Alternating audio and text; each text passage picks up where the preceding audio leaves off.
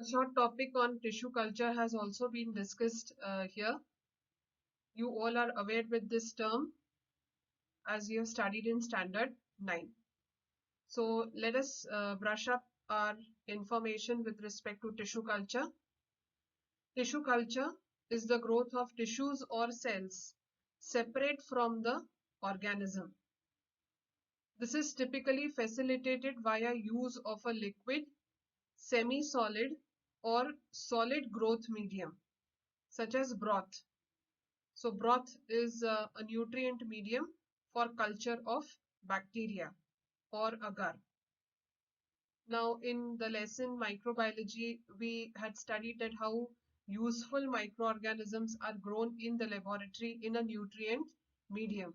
So this nutrient medium that we use to grow bacteria in petri dishes um, can be a liquid, it can be semi-solid material, or it can be a solid growth medium also.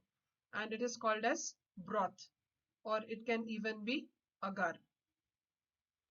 So when we are growing cells and tissues eventually to give rise to an organism in laboratory, it is referred to as tissue culture.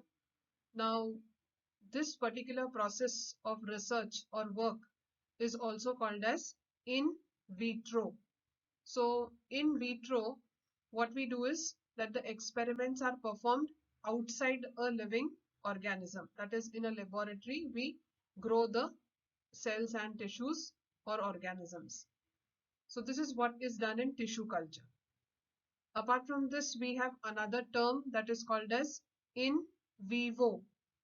Now, in vivo refers to the research or work that is done with or within an living organism. So, when research or work is done within or with a living organism, it is called as in vivo. For example, human clinical trials. This term is very common nowadays with respect to the vaccine trials which are going on with respect to COVID-19, where the vaccine is being tried over living organisms, that is human beings. So this is called as in vivo research or work. So I hope you get the difference between in vivo and in vitro.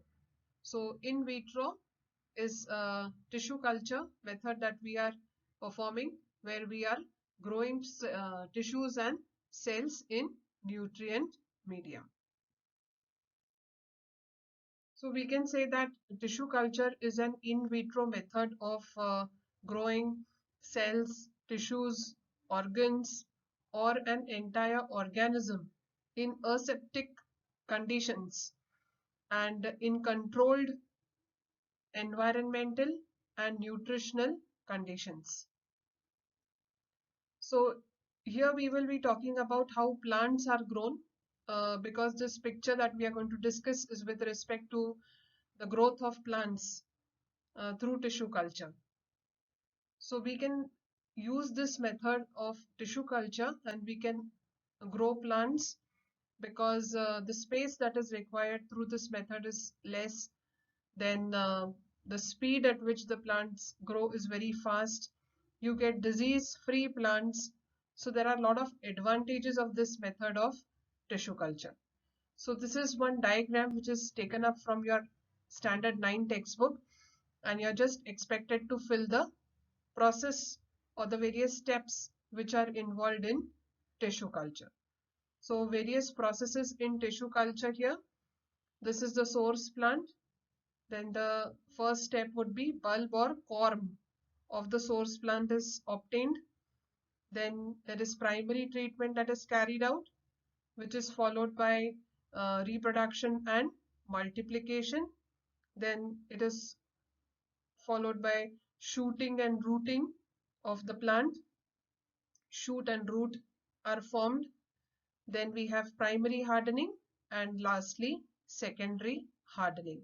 So these are the various processes through which the plants go through when they are cultivated in aseptic and controlled nutritional and environmental conditions in vitro through tissue culture.